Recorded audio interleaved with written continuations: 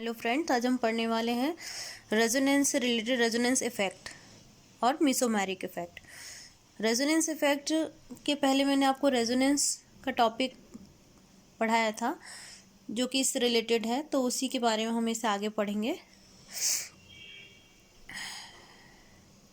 Conjugate resonance effect जिसे कि हम आर से डिनोट करते हैं और जिसमें कि टू टाइप्स के इफेक्ट होते हैं, पॉजिटिव एंड नेगेटिव।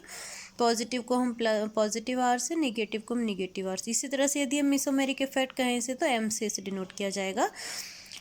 हम आगे समझ लें इसे। जैसा कि मैंने आपको पहले बताया है कि किसी भी ऑर्गेनिक मॉलिक्यूल के बिहेवियर को हम केवल एक उसके सिंगल स्ट्रक्चर से नहीं समझ पाते हैं, तो इसके लिए हम रेजोनेंस की हेल्प लेते हैं। रेजोनेंस की हेल्प लेने से क्या होता है कि उसके कुछ कैनोनिकल स्ट्रक्चर बन जाते हैं, मिल जाते हैं हमें, और जिसके कारण से हम उसके रियल स्ट्रक्चर को अच्छे से समझ पाते हैं, और इन्हें हम कहते हैं रेजोनेटिंग स्ट्रक्चर। तो ये हम पहले पढ़ चुके हैं। रेजोनेटिंग स्ट्रक्चर जितने ज़्यादा बनते हैं उसकी जो रेजोनेटिंग एनर्जी है वो उतनी ही अधिक होती है। तो हम आगे देखते हैं अब रेजोनेंस इफेक्ट। रेजोनेंस इफेक्ट अब हम देखें किस में होता है, तो कॉन्जुगेटेड सिस्टम में होता है। कॉन्जुगेटेड सिस्टम का मतलब है जिसमें कि सिंगल और डबल बॉन्ड अल्टरनेट होते हैं। तो किस में होते हैं, single double bond alternate present होते हैं। तो ऑब्वियस सी बात है, बेंजीन होता है। बेंजीन में हम सिंगल बॉन्ड और डबल बॉन्ड को जो अल्टरनेट देखते हैं। और भी ऐसे कंपाउंड होते हैं जिसमें कि यदि सिंगल बॉन्ड और डबल बॉन्ड अल्टरनेट पोजीशन में हो तो उसे हम कॉन्जुगेटेड सिस्टम कहते हैं। तो यहाँ पर सबसे पहले हम देखने वाले हैं प्लस आर इफेक्ट, जो कि पॉजिटिव आर इफेक्ट कहलाता है। तो कॉन्जुगेट सिस्टम में हमने यहाँ पर एनिलीन लिया हुआ है, तो आप देख सकते हैं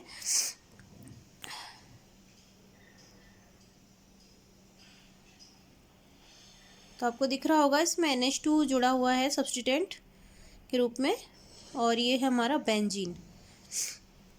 तो इसमें क्या दिख रहा है आपको, जो एनिलीन सब्स्टिटेंट है उस पर एक electron, lone pair of electron है जो कि किस तरफ मूव कर रहा है, जो सब्स्टिट्यूएंट यानी जुड़ा हुआ जो सब्स्टिट्यूएंट है रिंग से, उससे कॉन्जुगेटेड सिस्टम की तरफ ये मूव कर रहा है। तो इस इफेक्ट को हम पॉजिटिव आर यानी प्लस आर इफेक्ट कहते हैं। ओके, हम नेक्स्ट पेज पर आ जाते हैं। इसे हम आगे देखेंगे क्या होता है। ये NCERT में पेज नंबर 346 पर दिया हुआ है, plus R and positive and negative R effect. तो हम इसे देखेंगे, समझेंगे अच्छे से कि किस तरह से ये वर्क करता है। तो जब किसी सब्स्टिट्यूएंट पर, जुड़े हुए सब्स्टिट्यूएंट पर एक इलेक्ट्रॉन, आप देख सकते हैं इलेक्ट्रॉन पेयर प्रेजेंट है, अमीन ग्रुप जुड़ा हुआ है इसमें, तो इसे हम कहते हैं एनिलीन। तो आप देखिए यहाँ पर कि थोड़ा सा डिस्टर्बेंस हो रहा है क्योंकि ये वीडियो थोड़ा सा हिल रहा है ना, डिस्टर्ब कर रहा है, कोई बात नहीं। ये आप देखिए यहाँ पर इस तरह से ये मूव कर रहा है। तो क्या है, ये सब्स्टिट्यूएंट है जो कि कॉन्जुगेटेड सिस्टम से यानी बेंजीन से जुड़ा हुआ है। तो यहाँ से ये इलेक्ट्रॉन पेयर जो दिया हुआ है वो यहाँ इस तरह से मूव कर रहा है। तो आप जानते हैं यदि इलेक्ट्रॉन पेयर इस तरह से मूव कर रहा है, हमने मूवमेंट में पढ़ा हुआ है इसे, तो यहाँ पर जो डबल बॉन्ड है, जो सिंगल है वो डबल बॉन्ड में कन्वर्ट हो जाता है और डबल बॉन्ड सिंगल बॉन्ड में कन्वर्ट हो जाता है। तो इस तरह से हमें इसके कई स्ट्रक्चर मिल जाते हैं जिन्हें हम रेजोनेटिंग स्ट्रक्चर कह सकते हैं, और ये इफेक्ट भी इसी तरह से दिखाई देता है। तो प्लस आर इफेक्ट जो है वो सब्स्टिट्यूएंट, जुड़े हुए सब्स्टिट्यूएंट से इलेक्ट्रॉन का मूवमेंट जब कॉन्जुगेटेड सिस्टम की ओर होता है तो इसे हम प्लस आर इफेक्ट कहते हैं। तो इसी को हम यहाँ पर समझ रहे हैं। तो देखिए आप यहाँ पर क्या कंडीशन दिखाई दे रही है, इलेक्ट्रॉन यहाँ से यहाँ मूव करता है, यहाँ से यहाँ मूव करता है। तो आप देखिए यहाँ पर आगे सेकेंड पोजीशन में क्या हो जाएगा, इलेक्ट्रॉन जो पेयर था वो यहाँ से यहाँ और यहाँ से इस जगह पर, इस पोजीशन पर आ चुका है। तो चूँकि यहाँ पर एक इलेक्ट्रॉन, एक्स्ट्रा इलेक्ट्रॉन पेयर आ गया, तो यहाँ का डबल बॉन्ड जो है वो शिफ्ट हो गया है ना, डबल बॉन्ड यहाँ शिफ्ट हो गया इस तरह से, ठीक है। और आगे आप देखें तो इस तरह से ये आगे की तरफ मूव कर रहा है ये, तो इसे हम कहते हैं प्लस आर इफेक्ट। ये आप देख सकते हैं यहाँ।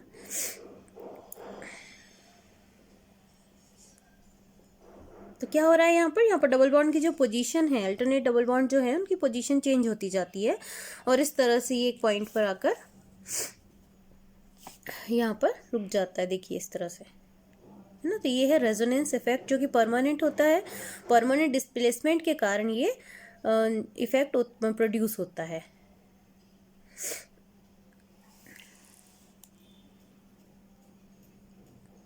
तो अब देखें आगे, पाई बॉन्ड और लोन पेयर ऑफ इलेक्ट्रॉन्स के बीच ये क्रिया होती है। पाई बॉन्ड मीन्स ये, और लोन पेयर ऑफ इलेक्ट्रॉन के बीच में ये क्रिया होती है। इस तरह से इसे हम देखते हैं, प्लस आर इफेक्ट कहते हैं। नेक्स्ट आ जाते हैं माइनस आर इफेक्ट, यानी निगेटिव आर।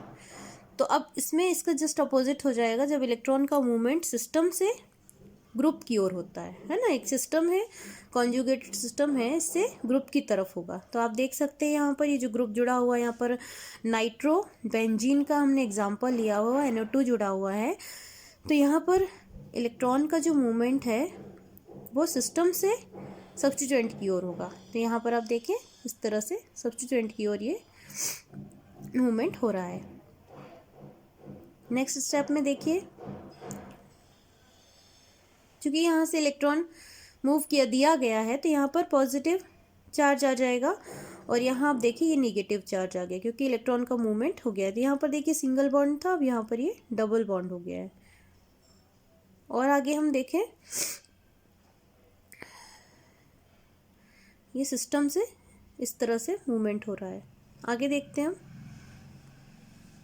और जैसे जैसे ये इफेक्ट मूव कर रहा है, इलेक्ट्रॉन पेयर जो है वो मूव कर रहा है, उसका मूवमेंट हो रहा है, तो डबल बॉन्ड की पोजीशन भी चेंज होती जा रही है एज इट इज़, जिसमें जैसे कि पॉजिटिव आर इफेक्ट में हो रही थी उसी तरह से, बस इसका डायरेक्शन यहाँ पर अलग है।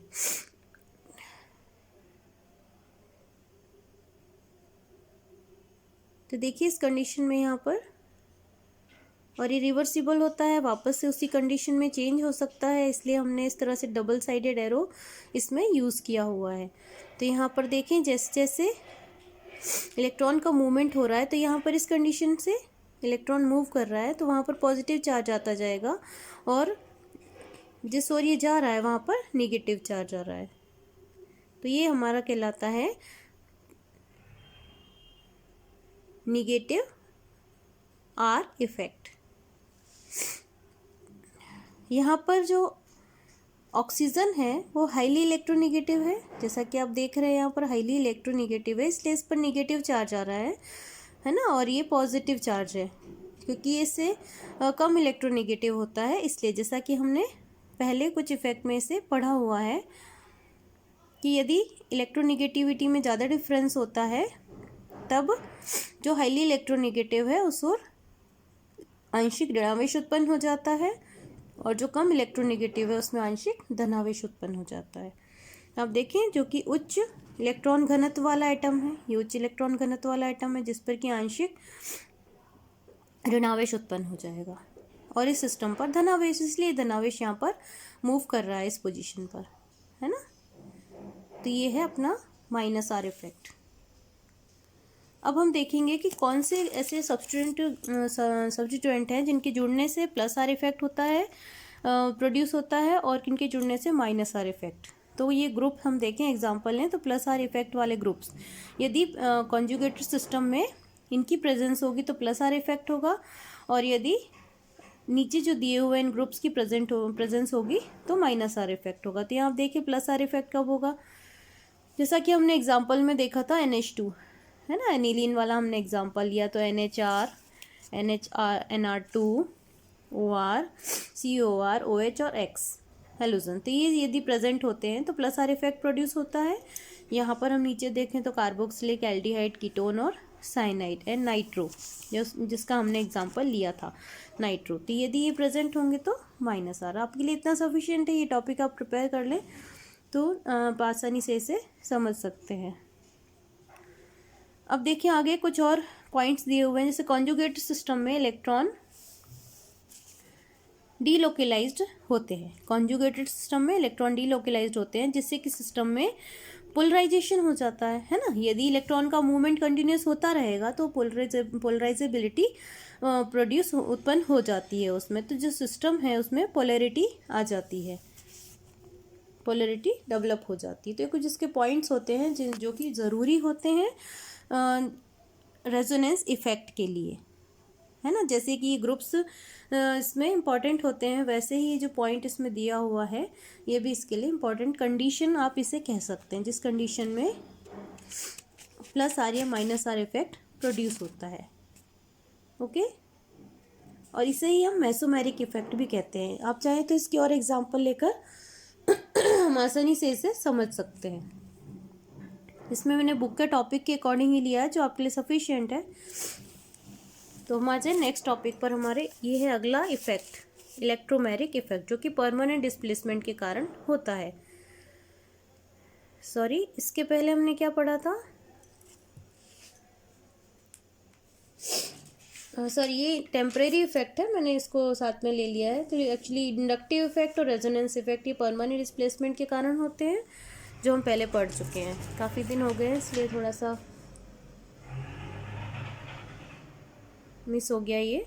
तो ये अपना इलेक्ट्रोमैग्नेटिक इफेक्ट जो कि टेम्परेरी इफेक्ट होता है, ये टेम्परेरी डिस्प्लेसमेंट के कारण प्रोड्यूस होता है। इसे हम प्लस ई या माइनस ई, कैपिटल ई से इसे डिनोट करते हैं। तो ये प्रभाव कैसा होता है? ये प्रभाव मल्टीपल बॉन्ड वाले ऑर्गेनिक कंपाउंड में केवल अटैकिंग रिएजेंट की प्रेजेंस में ही दिखाई देता है ना। जब रिएजेंट कोई भी सब्सटेंस अटैक कर रहा है किसी भी मल्टीपल बॉन्ड वाले ऑर्गेनिक कंपाउंड, मल्टीपल बॉन्ड से क्या मतलब है? जिसमें कि डबल बॉन्ड प्रेजेंट हो, ट्रिपल बॉन्ड प्रेजेंट हो, है ना। तो ऐसा जो ऑर्गेनिक कंपाउंड है उस पर जब कोई रिएजेंट अटैक करता है तो उसके अटैक करने की कंडीशन यानी पोजीशन में ही, उसकी प्रेजेंस में ही ये प्रभाव हमें दिखाई देता है, जिसे हम इलेक्ट्रोमैग्नेटिक इफेक्ट कहते हैं। समझ में आ रही ना बात? यदि कोई रिएजेंट अटैक कर रहा है ऐसे ऑर्गेनिक कंपाउंड पर जिसमें मल्टीपल बॉन्ड प्रेजेंट हैं, तो उस कंडीशन में जब वो रिएजेंट अटैक करता है तो अटैकिंग कंडीशन में ही ये इफेक्ट प्रेजेंट होता है, हमें दिखाई देता है। जैसे इस रिएजेंट को हम हटा लेते हैं ये इफेक्ट भी ख़त्म हो जाता है। तो हम देखें कि इससे एक पाई इलेक्ट्रॉन का कंप्लीट जो स्थानांतरण हो जाता है, इसमें पाई इलेक्ट्रॉन का कंप्लीट स्थानांतरण हो जाता है, और जो कि अटैकिंग रिएजेंट को हटाते ही ये इफेक्ट ख़त्म हो जाता है। इसमें पाई इलेक्ट्रॉन का कंप्लीटली ट्रांसफ़र हो जाता है ना, मूवमेंट हो जाता है। और यदि हम अटैकिंग रिएजेंट को हटा लेते हैं तो एट द टाइम इफेक्ट जो है वो ख़त्म हो जाता है, पूरी तरह से जीरो हो जाता है। इसे हम कर्व्ड एरो से शो करते हैं, और इस यहाँ पर 2 टाइप्स के होते हैं ये, प्लस ई इफेक्ट और minus E effect. Plus E effect देखें यानी कि इलेक्ट्रॉन का ट्रांसफ़र उस ओर होता है जहाँ पर परमाणु पर अटैकिंग रिएजेंट जुड़ा हुआ है ना। तो इलेक्ट्रॉन का ट्रांसफ़र कहाँ हो रहा है? अब आप देखें कि किस टाइप का ऑर्गेनिक कंपाउंड है? मल्टीपल बॉन्ड वाला, है ना। मल्टीपल बॉन्ड से मतलब डबल बॉन्ड है या ट्रिपल बॉन्ड है। आपको पता ही है कि ट्रिपल बॉन्ड में 2 पाई बॉन्ड होते हैं और डबल बॉन्ड में 1 पाई बॉन्ड होता है, जहाँ की जिसे हम पाई इलेक्ट्रॉन कह सकते हैं। तो उस पाई इलेक्ट्रॉन का ट्रांसफ़र उस ओर होता है जहाँ पर कि अटैकिंग रिएजेंट उस एटम से जुड़ा हुआ है। तो ऐसे समय पर जो इफेक्ट प्रोड्यूस होता है उसे हम प्लस ई यानी प्लस पॉजिटिव इलेक्ट्रोमैग्नेटिक इफेक्ट कहते हैं। तो यहाँ पर आप देख सकते हैं ये डबल बॉन्ड है, यहाँ से इलेक्ट्रॉन पाई इलेक्ट्रॉन जो है वो मूव करेगा, ठीक है। तो यहाँ पर जो ये देखिए जो अटैकिंग रिएजेंट है वो इससे अटैच हो जाएगा। तो यहाँ आप देखें जिस ओर अटैकिंग रिएजेंट अटैच है ना, उसी ओर ये इलेक्ट्रॉन का ट्रांसफ़र हो जाता है। तो यहाँ पर आप देख सकते हैं ये जो डबल बॉन्ड था वो सिंगल बॉन्ड में कन्वर्ट हो गया है। इट मीन्स यहाँ से इलेक्ट्रॉन और इस पर पॉजिटिव चार्ज आ गया है। तो यहाँ से इलेक्ट्रॉन का मूवमेंट यानी पाई इलेक्ट्रॉन का मूवमेंट कहाँ पर हुआ है? जिस ओर सब्स्टिट्यूएंट जुड़ा हुआ है, अटैकिंग रिएजेंट जुड़ा हुआ है, ठीक है। तो यहाँ पर इस इफेक्ट को हम कहते हैं इलेक्ट्रोमैग्नेटिक इफेक्ट, जो कि इस तरह से एरो से हम शो करते हैं। अब देखेंगे निगेटिव इलेक्ट्रोमैग्नेटिक इफेक्ट। तो इसमें इलेक्ट्रॉन का ट्रांसफ़र जाहिर सी बात है कि अपोजिट हो जाएगा, तो इसमें इलेक्ट्रॉन का ट्रांसफर उस ओर होता है जिस पर कि अटैकिंग रिएजेंट जुड़ा नहीं है ना। यहाँ पर उस ओर होता है जहाँ पर अटैकिंग रिएजेंट जुड़ा हुआ है, यानी कि यहाँ पर, और यहाँ पर जस्ट अपोजिट हो जाएगा जहाँ पर जुड़ा हुआ नहीं है। ठीक है, तो आप यहाँ देखिए ये जो कंडीशन दिखाई जा रही है यहाँ पर इस तरह से। अब यहाँ पर ये जो कंडीशन है ना, फर्स्ट कार्बन, यहाँ पर साइनाइड समूह जुड़ा हुआ है, यानी कि अटैकिंग रिएजेंट कहलाएगा। ये अटैकिंग रिएजेंट इस कार्बन पर जुड़ा है, बट यहीं से इलेक्ट्रॉन का मूवमेंट हो रहा है, लेकिन किस ओर हो रहा है, जहाँ पर अटैकिंग रिएजेंट नहीं जुड़ा हुआ है ना। तो इस पर पॉजिटिव चार्ज आ गया, यहाँ पर निगेटिव आ गया है, और इस ओर देखिए आप अटैकिंग रिएजेंट इस वाले कार्बन पर है, और आप देख सकते हैं कि इस वाले कार्बन से अटैकिंग रिएजेंट जुड़ा हुआ है, बट मूवमेंट दूसरी ओर हो रहा है। तो ये कहलाता है नेगेटिव इलेक्ट्रोमैग्नेटिक इफेक्ट। तो हमने आज दोनों इफेक्ट को समझ लिया है। इसी के साथ ही टॉपिक कंप्लीट होता है, और बाकी कुछ प्रैक्टिकल एक्सपेरिमेंटल टॉपिक्स दिए हुए हैं जो कि आप लैब में उसे करें तो ज़्यादा अच्छे से समझ में आता है, और शायद एग्ज़ाम में भी वो कम ही आता है, एज अ प्रैक्टिकल आप उसको ज़्यादा यूज़ करते हैं। तो आज के लिए इतना ही काफ़ी है, और यहाँ तक तो हम देख लें कि रेजोनेटिंग इफेक्ट और इलेक्ट्रोमैग्नेटिक इफेक्ट को हमने यहाँ पर पढ़ा है। Okay, so thank you guys. Next video में हम एक नए चैप्टर के साथ मिलेंगे और नए टॉपिक के साथ। तब तक के लिए बाय बाय।